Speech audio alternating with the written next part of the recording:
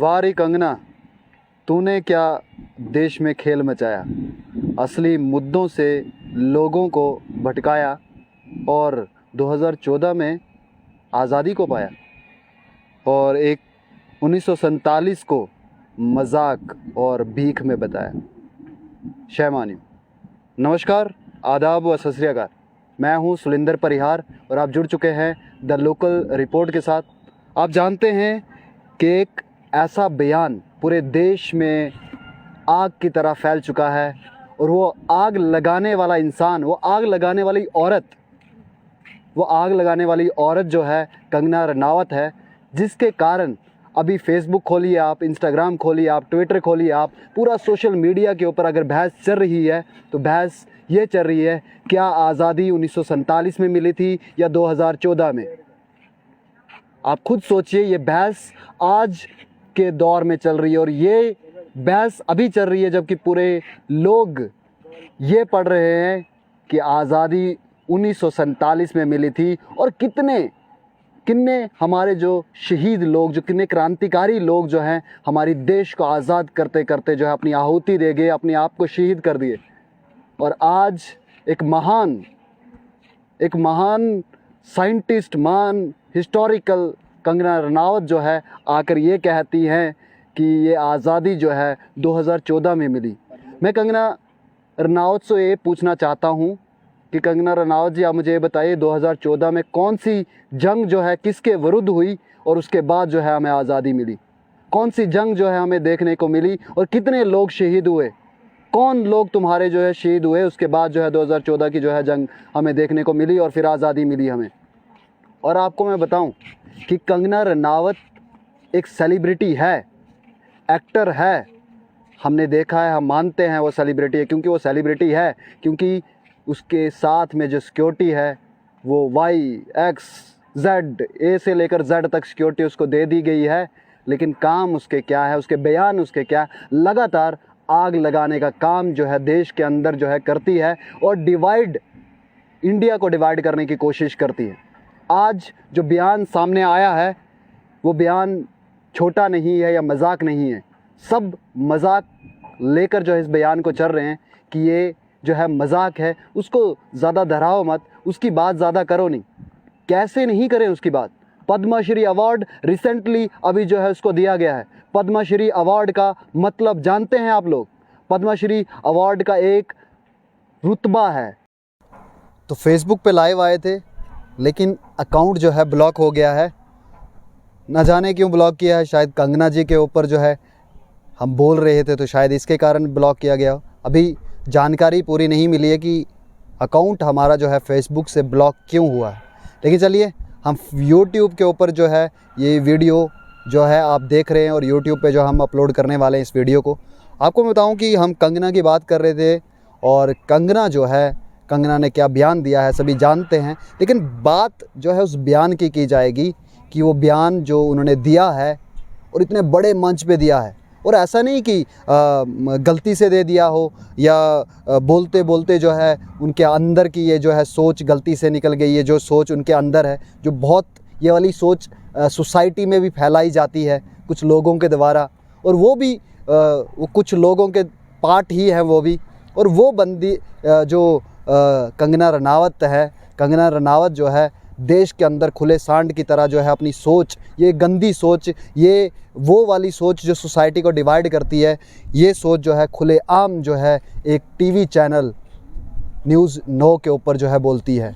और उसके बाद बोलने के बाद कंगना रनावत जो है बिल्कुल हिचकिचाती नहीं और ये भी बोल देती है कि इसके बाद जो है 10 FIRs मेरे ऊपर होने वाली है। मतलब इसका ये कि उन्होंने जो ये बयान दिया है वो होशो आवाज़ में दिया है, और ये जो बयान दिया है इसके पीछे भी, क्योंकि ये बयान ऐसे ही नहीं दिया जाता, इतने बड़े देश में ये बयान देना यानी कि वो किसी के साथ मिले हुए हैं। और जो पद्मश्री अवार्ड उनको मिला है वो भी किसी की वजह से मिला है। उनको अवार्ड इसीलिए दिया गया है कि आप ये चीज़ जाके सोसाइटी में बोलिए, आप सोसाइटी को डिवाइड करने का काम कीजिए, क्योंकि सोसाइटी के अंदर जब डिवाइडेशन होती है, जब सही मुद्दों से लोग भटकते हैं, तो फ़ायदा किसी का होता है, और वो आप जानते हैं कि फ़ायदा किसका होगा। इसीलिए जो खुले सांड की तरह जो है कंगना रनावत ये बयान के ऊपर बयान दिए जा रही है, और अभी तक जो है उसको अरेस्ट नहीं किया गया है। ये गवर्नमेंट के ऊपर भी शर्म की बात है। अगर बात की जाए कन्हैया कुमार की, तो कन्हैया कुमार को तुरंत ही जो है जेल के अंदर डाल दिया गया था और कह दिया गया था कि देश के ख़िलाफ़ जो है एक्टिविटीज़, देश के ख़िलाफ़ जो है बोला है इस शख्स ने, इसको जल्द से जल्द जो है जेल, तिहाड़ जेल बंद कर दिया गया। कंगना रनावत को कब जो है, मैं पूछना चाहूँगा सरकार से, मैं मोदी जी से पूछना चाहता हूँ कि आप मुझे बताएं कि कंगना रनावत को कब तिहाड़ जेल जो है आप डाल रहे हैं। एक देश, पूरे वर्ल्ड में जिस देश का जो है नाम है, उस देश के बारे में ऐसा कहना, शर्म से नज़रें झुक जाती है, शर्म से अपना सर झुक जाता है कि हमारे देश के अंदर कुछ ऐसे लोग हैं जिन लोगों के द्वारा हमारा हिंदुस्तान बार बार बदनाम होता है, और वो कंगना रनावत है। और कंगना रनावत ने साबित कर दिया है ये बयान देकर, जिस तरीके से बयान हमारे देश के अंदर हर जगह पे जो है। और सबसे बड़ी बात ये भी है कि इस बयान को डिफेंड करने वाले लोग भी हैं।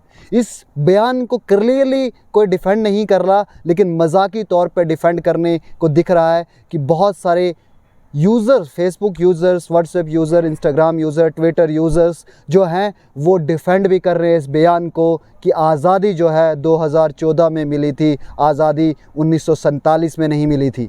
तो कंगना रनावत को जो है पढ़ाई तो वो करती नहीं, ये तो मैं क्लियर हूँ, क्योंकि अगर वो पढ़ाई करती तो उनको पता होता कि शहीद भगत सिंह कौन थे। शहीद भगत सिंह 23 साल की उम्र में अपने देश के लिए जो है उन्होंने फांसी का फंदा चूमा था। आप जानते हैं, आप जान भी नहीं सकते उसको कि भगत सिंह कौन है। भगत सिंह वो शख्स है जिन्होंने अपने घर छोड़ दिया, अपने माँ बाप को छोड़ दिया, अपने शौहरत को छोड़ दिया और देश के लिए अपनी जान दी, अंग्रेज़ों के विरुद्ध लड़े। और आप उन लोगों को, उन शहीदों को, उन क्रांतिकारियों को कैसे भूल गई, जो आपको बोलते हुए शर्म नहीं आई उस स्टेज के ऊपर कि आज़ादी जो है 2014 में मिली। मैं पूछना चाहूँगा कंगना रनावत से, और देश का हर बच्चा, देश का हर नौजवान, देश का हर वो इंसान जो देश से प्रेम करता है, जो एक सच्चा देशभक्त है, उसको आज दुख हुआ है। और कंगना रनावत ने ये कहा कि मैं एक सच्ची देशभक्त हूँ। मुझे बताए कि मैं साबित करूँगा कि मैं देशभक्त हूँ या नहीं हूँ। मैं अपने आप को कैसे साबित करूँगा? मेरे काम जो है, मेरा कार्य बताएगा कि मैं देशभक्त हूँ, सच्चा देशभक्त हूँ, या सोसाइटी में रहने का मुझे हक है या नहीं है, ये मेरे काम मुझे बताएंगे। मेरे कार्य के हिसाब से मुझे जो है दंडित किया जाएगा। तो ये जो कंगना रनावत है, ये खुले सांड की तरह सोसाइटी में घूम रही है और सोसाइटी को ख़राब करने का काम कर रही है। इसको जल्द से जल्द जो है अंदर डाल दिया जाए, यही द लोकल रिपोर्ट की भी डिमांड है। और मैं ये होशो आवाज़ में कहना चाहता हूँ कि जल्द से जल्द जो है कंगना रनावत को अंदर कर दिया जाना चाहिए, क्योंकि वो एक ख़तरा है देश के लिए। जिस शख्स ने हमारे स्वतंत्र सेनानियों का जो है मजाक उड़ाया है, उसको जल्द से जल्द अंदर कर देना चाहिए। और साथ में मैं आपको ये भी बताऊं कि जो सोसाइटी के अंदर जो लोग सपोर्ट करने आए, ख़ास बात ये भी है कि उस जो इंटरव्यू चल रहा था, जब इंटरव्यू में ये बात बोली गई तो बहुत सारे लोग जो है तालियां बजा रहे थे। वो लोग जो तालियां बजा रहे थे वो भी पढ़े लिखे नहीं हैं, उन्होंने भी किताबें नहीं पढ़ी हैं। शायद मैं ये उनको कहना चाहता हूँ कि आप एक काम करिए, आप जो है भगत सिंह के बारे में पढ़िए, भगत सिंह की जेल डायरी को पढ़िए। जो लोग तालियां बजा रहे थे वहाँ पे, तो उन लोगों को जो हमारे शहीद हुए हैं, चंद्रशेखर आज़ाद के बारे में पढ़िए कि उन्होंने अपने आप को गोली क्यों लास्ट में मारी थी।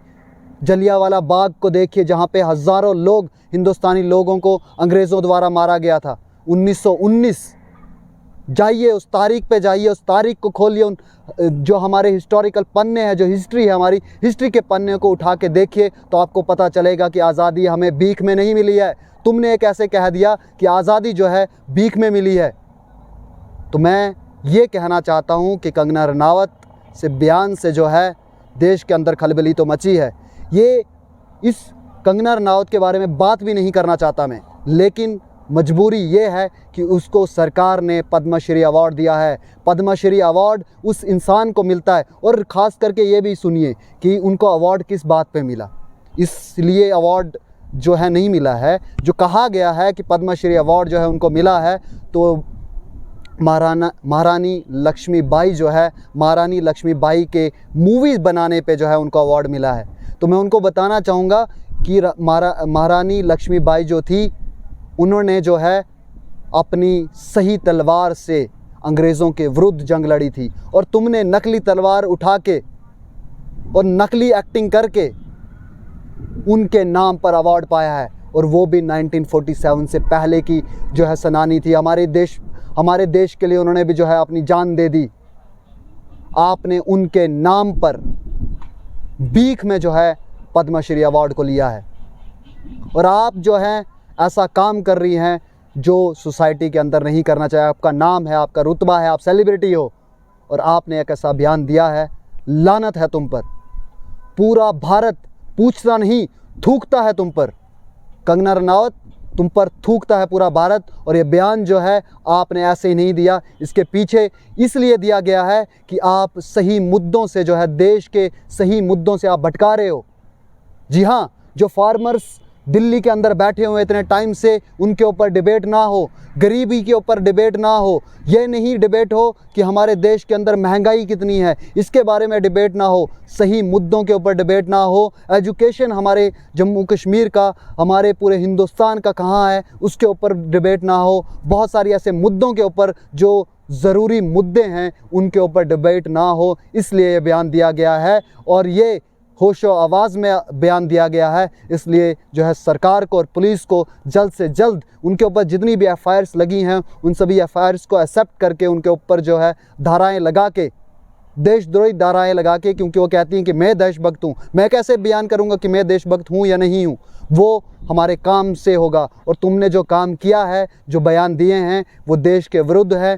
तुम देशद्रोही हो। तुम देशद्रोही होने के कारण जो है तुम पे ये आर्टिकल्स लगने चाहिए, तुम पे ये धाराएं लगनी चाहिए, और जल्द से जल्द इस खुले सांडनी को जो है अंदर बंद कर दिया जाना चाहिए। तो अब दीजिए सुरेंद्र परिहार को इजाज़त।